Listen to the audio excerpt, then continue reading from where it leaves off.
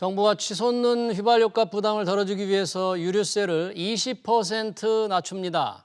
이에 따라 다음 달 12일부터 6개월간 휘발유는 리터당 164원, 경유는 116원, LPG는 40원씩 내려갑니다.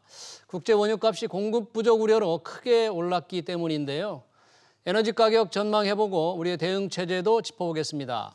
서울대 공학전문대학원 격연 교수로 있는 김희집 에너아이디어 대표 나오셨습니다. 대표님 어서 오십시오. 반갑습니다. 네. 자, 유류세 20%나 낮췄는데요. 과거에 한 15% 낮춘 적은 있잖아요. 네네. 야, 이거 지금 휘발유 값이 굉장히 지금 비싸니까 이렇게 낮춘 것 같은데 네네.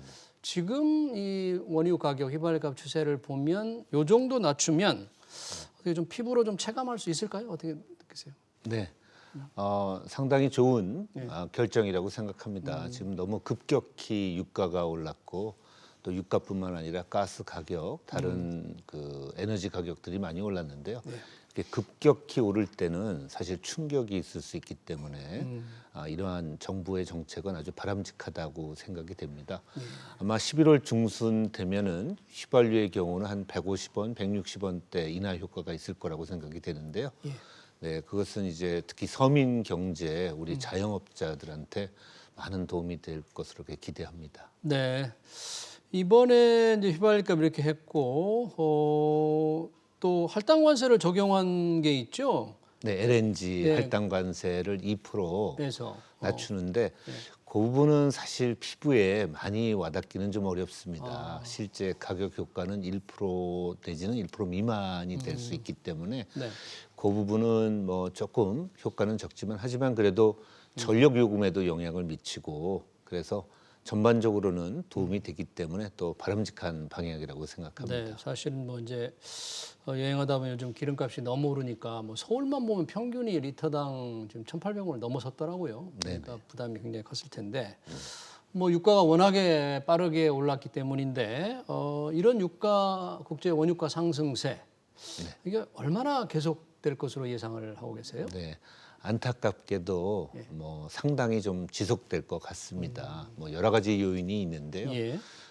특히 이제 수요 측면에서는 수요가 이제 완만히 계속 상승을 하고 있습니다. 예.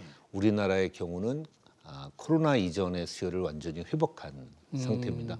항공유가 아직 낮은데도 불구하고 전반적으로 봤을 때 총체적으로 봐서는 오히려 수요가 회복됐으니까 상당히 수요가 회복된 상태인데요. 수요는 늘어나고. 네. 근데 문제는 이제 공급 부분인데 예. 이제 코로나19가 주는 영향으로 생산에 차질을 빚은 데도 물론 있지만 특히 그동안에 낮은 에너지 가격 때문에 공급 측면에서 설비에 대한 투자를 좀 많이 못했습니다. 그동안에요? 네, 워낙 그 가격이 낮으면 사실 설비 투자를 하기 어렵잖아요. 그런 면도 있고 또 한 가지 그 특이한 현상은 최근에 그 탄소 중립, ESG 경영 등의 영향으로 특히 많은 그 글로벌 오일 메이저들 같은 회사들이 사실 화석 연료, 석유, 가스에 투자하기가 쉽지 않은 상태가 됐기 때문에 가격이 오르는 것을 알면서도 이제 선뜻 투자에 못 나서기 때문에 오히려 가격은 좀 더 오른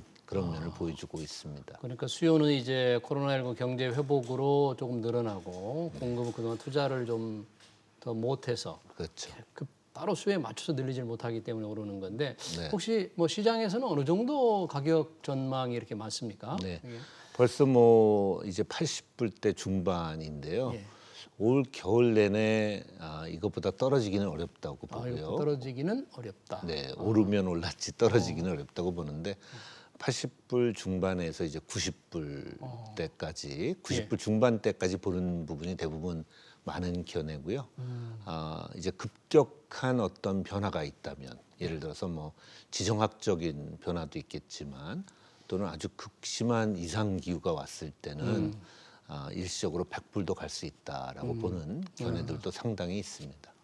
그러니까 공급이 또 맞춰서 크게 충분히 늘어나지 않는다면 뭐 그런 전제이겠죠. 네, 그게 참 어려운 상황입니다. 지금 공급을 늘리기가. 공급을 늘리기가 오펙도 어렵고 그다음에 글로벌 메이저들도 여러 가지 화석 연료에 대한 어떤 반감 등등으로 지금 공급에 대한 투자를 늘리기 어렵기 때문에 네.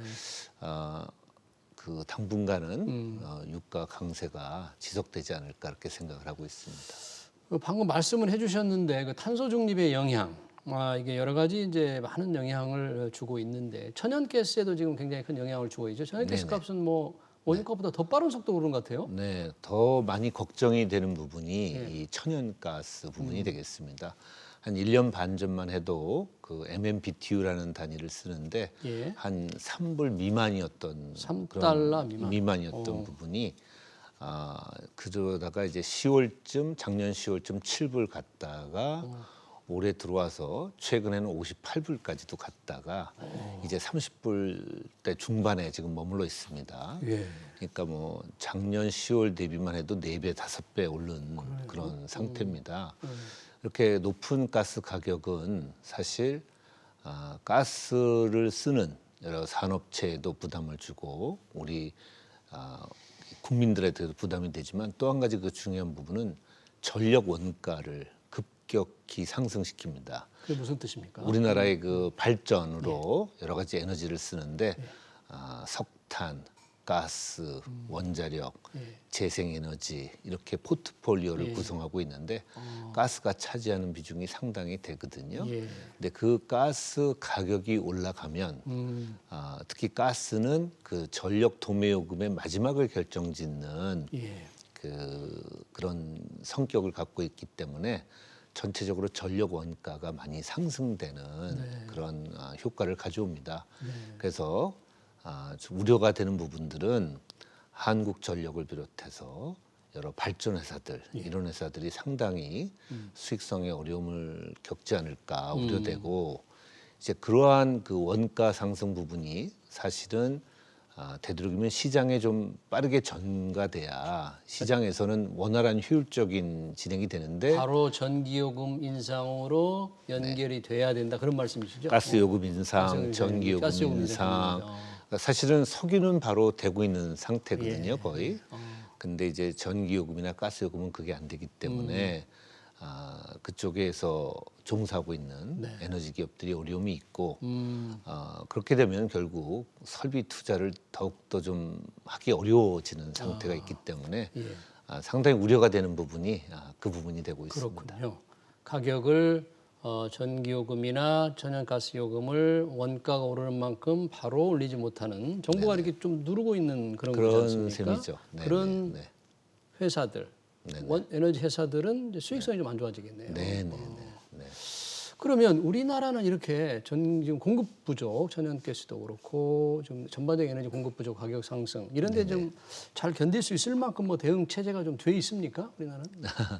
어쨌든 뭐 에너지 가격이 오르면 산업들 경쟁력이 약화되고 우리 국민들 특히 서민들 겨울철 난방비가 상승하고 어려움이 가중되는 건 분명히 있고요. 예. 이제 과연 공급 부족 사태가 올 것이냐. 지금 중국과 인도는 그런 현상을 겪고 있습니다. 중국은 지금 난리가 난 거죠? 네, 전력난, 뭐 정전 사태를 겪고 있는데 과연 그러한 사태가 올 것이냐 하는 질문이 있는데요. 그 부분은 산업부에서 최근에 에너지 수급 뭐 비상 대책을 위한 TF를 만들어서 대비를 하고 있는데요. 상당히 그래도 준비가 많이 돼 있는 편입니다. 저희가 가스 재고도 작년보다 많이 갖고 있고요.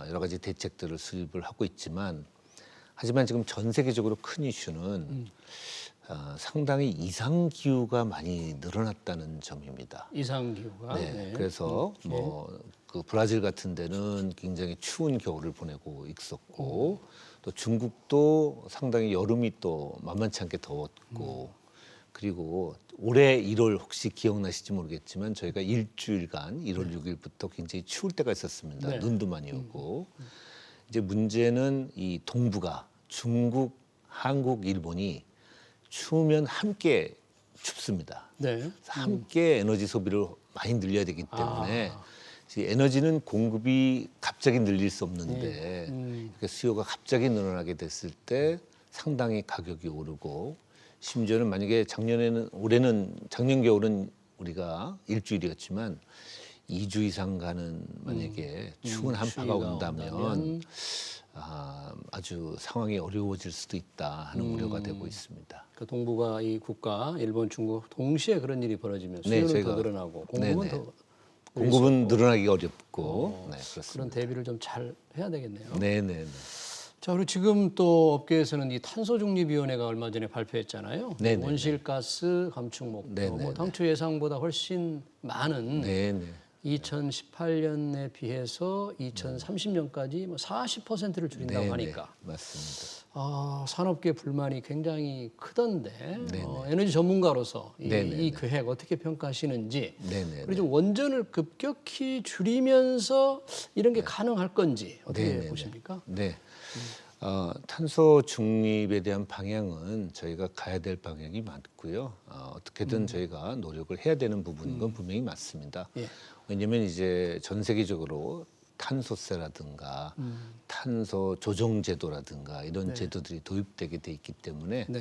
해외 경제에 의존하는 부분이 큰 우리나라는 상당히 좀 선제적으로 할 필요는 분명히 있습니다.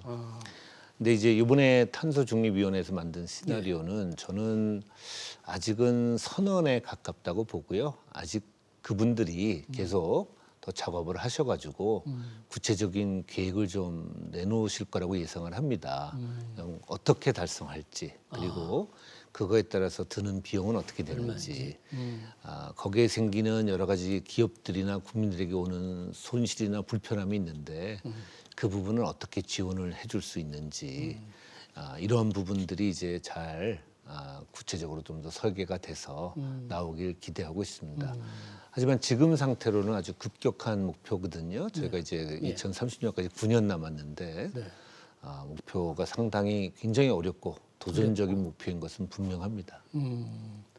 그러니까 어떻게 그 목표로 가는 건 괜찮은데 어떻게 할 거냐? 네네. 비용이 얼마나 들 거냐? 그렇죠. 그리고 기업들의 부담을 어떻게 좀 지원할 거냐? 이런 거에 대한 세부적인 게 좀 나와야 되는데 네. 세부적인 걸 만들다 보면 2030년 목표 이거 불가능한 거 아니야? 이렇게 생각이 들 수 있지 않을까요? 그런데 그 NDC 국가 온실가스 감축 목표는 국제적인 약속입니다. 그래서 사실 그것을 어기기는 굉장히 어렵거든요. 조금 저희가 약속을 과하게 한 부분이 있을 수는 있지만 달성하기 위한 정말 많은 노력이 이제부터 이제 일이 시작되었다고 저는 생각을 합니다. 네. 갈 길이 좀 멀다고 할 수 있겠네요. 네, 그렇습니다. 원전 비중을 좀 줄이는 거 오늘은 어떻게 생각하십니까? 원전 비중은 이제 뭐 다양한 이견들이 있는데 원전은 사실 탄소 중립 차원에서는 상당히 도움이 되는 그런 에너지원입니다. 그래서 저희들이 한번 신중하게 그 부분에 대해서는 좀 전문가 중심으로 논의가 필요합니다. 하지만 또 원전이 혹시 있을 수 있는 피해도 또 상당히 크기 때문에 그것이 분명히 가만히 돼야 되겠고요. 하지만 저희가 이미 갖고 있는 원전 또는 짓고 있는 원전 이런 부분에 대해서는 좀 다시 한번 다 짚어보고 다시. 그거에 대해서 탄소 중립에 얼마나 기여할 수 있는지 좋은 방안이 있는지 좀 찾아볼 필요는 있다고 생각합니다. 알겠습니다. 국제유가 동향 에너지 대책 잘 들었습니다. 지금까지 김희집 에너아이디어 대표였습니다. 고맙습니다. 감사합니다.